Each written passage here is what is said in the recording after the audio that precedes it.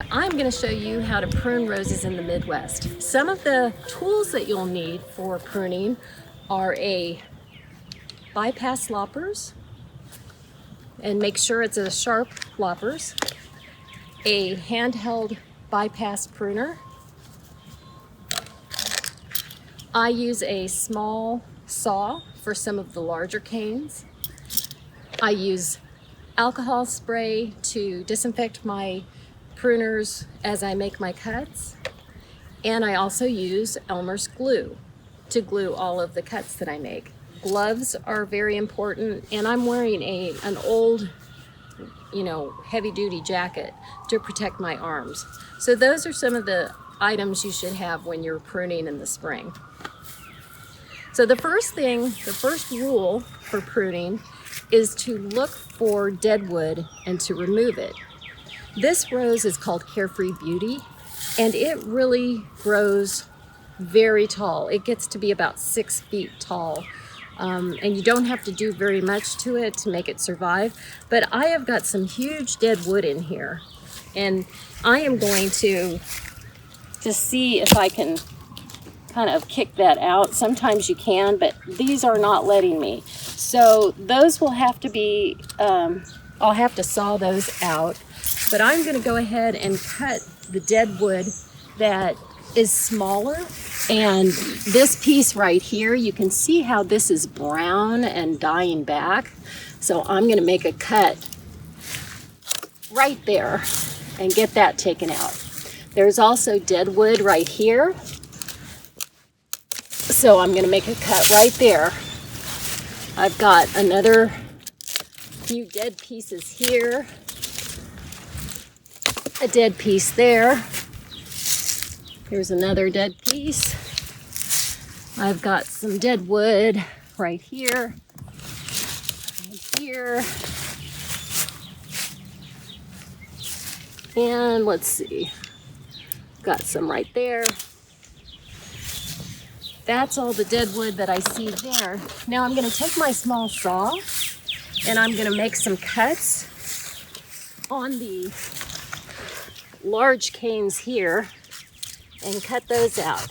These should have been cut out a while ago, but as I said, this rose is a very vigorous rose and doesn't need a whole lot of care. So I neglected it for a couple of years, and that's why these old dead canes are here.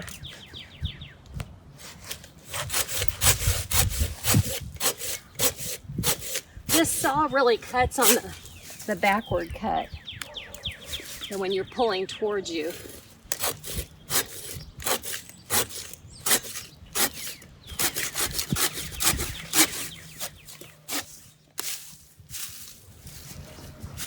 Okay, then I make my next cut.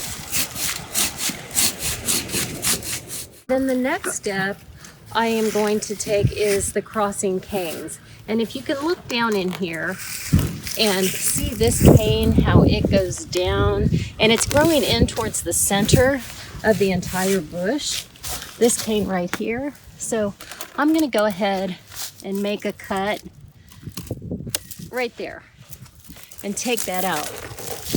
Our goal is to open up the center of the rose so the canes don't whip in the wind.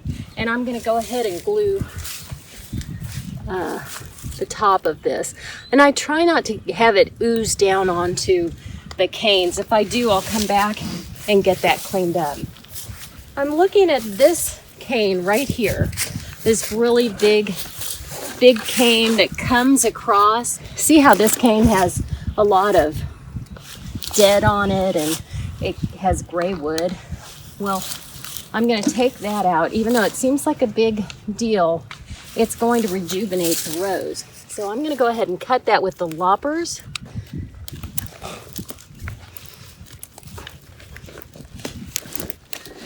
I almost need the saw for this one.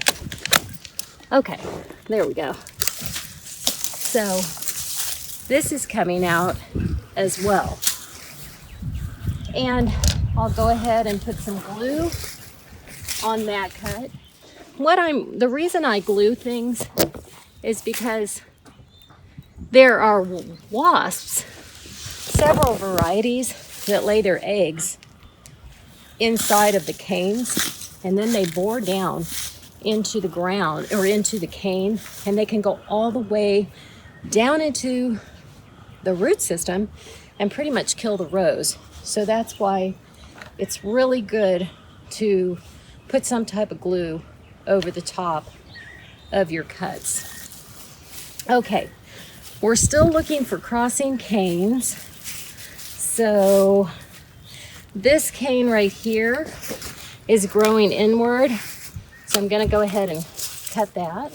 This cane, you can tell this one right here is a little bit older. So I'm gonna go ahead and take that out. And you've got a newer cane right here that is gonna be fine. And that one will, fill in for you and produce really well this summer. Okay, another cane that's growing inward is this particular cane. Growing in towards the center, you can see where it's gonna start rubbing. So I'll go ahead and make a cut down here. And when you do this, by doing this in steps, it gives you a good guideline to go by. But the other thing it does is, you may do these steps and then you go, oh, I didn't get some of the dead wood out. So then you go, let me get in there and get that piece of dead wood. And that's okay. As long as you know what the steps are and know what you're looking for, that's the important thing. And here again, we have this cane growing into the center. And then this one has some kind of a diseased looking wood on it. So I'm going to go ahead and take this off. And I'm going to take this one out because that one is just growing in towards the center. And I know it looks like we're just taking too much off of the rose, but really this is going to rejuvenate it, and you only need about 5 to 8 canes to have a successful rose.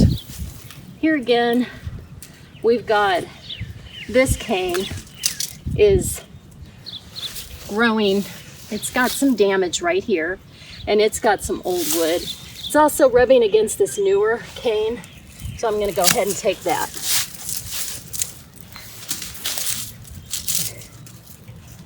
And so there you go.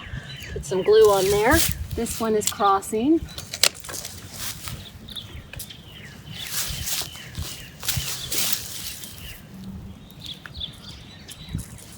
And here's a piece of dead wood I didn't get. If you look down on the top of this cane right here, there's a hole. And that hole is what the rose borers do. These wasps lay their eggs in there, and the larvae just goes down and down and down. And you can see where the larvae has gotten down here, and it looks like it's damaged it, probably to about this point. So I'm going to go ahead and make a cut just above that bud that's leafing out. And this glue's sticky. It's doing what it needs to do.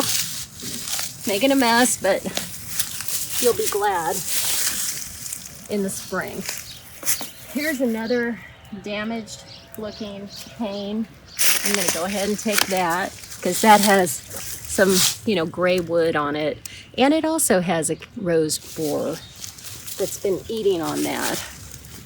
So that looks okay in the center there. Okay. Now, we have wound up with 1, 2, 3, 4, 5, 6, 7, 8. About 9 canes here, maybe give or take. This cane Looks like it may have had some borers, so I don't know. We'll look at that. I'll assess that as we go into this. The next step that I take is I prune the canes. Well, okay, now that I'm looking at this, these two canes are pretty big, and that's pretty old wood. So I think I'm gonna take those out too. And as I said, this rose will grow back, and you'll never know I pruned it back this far. Come summertime, you'll be like, wow, that rose really grew. And I'll try to take a picture of it to show you what it looks like. Okay, now once you've done that step, the next step is taking the cane and cutting to an outside facing bud. And this is a part that sounds complicated, but it's really not. What you're going to do, and I like to prune my roses down to about a foot or two. They tend to have stronger canes that way. But on this particular cane, I wouldn't cut up here or here. I would go below the Y's there and go down to, see this leaf bud here? Go to that, and I put the fat end of my pruners on the top part of the cane above the bud at about a 90 or 45 degree angle and make a cut. And this gives you a nice strong cane for the new growth to grow on. On this one, we did glue that, but I think I'm just gonna go ahead and take this and just leave that cane. This is very new growth, and I need an outside facing bud. This one's growing right here inward, so you definitely wouldn't want that one. This one, it's kind of swollen right there, is a good bud to cut above at a 45 degree angle. About 1/8 of an inch above it, give or take. It's not going to hurt it if you do it any higher, but it's good to keep it close to the bud if possible. Here again, we've got wood that's like a number 2 pencil, smaller than a number 2 pencil, is typically wood that's not going to be very strong for the new growth that's coming out. So these canes, I really don't want to keep on this cane. So I'm going to go down here. And again, here's a swollen bud that's right there. And I'm gonna go ahead and put my pruners above that, make a cut at 45, and glue that up. Then on this one, we've got some damage, and this is cane borer damage again that's in there. So it looks like it might have gone down a little bit further. So I'll bring this down to the outward facing bud here, and we'll just glue that up and try to keep those wasps from laying their eggs in there. That's pretty much what I do in the springtime to take care of my rose and my roses and get them going. One thing that you should do if your springs aren't rainy, make sure that your roses are getting 1 inch of rain to 2 inches a week, or water, 1 inch to 2 inches a week. But here in the Midwest, our springs are pretty rainy, so a lot of times we don't have to worry about that. That's how you prune a rose. And again, if you like this video, like, share, and subscribe, and I'll look forward to seeing you next time.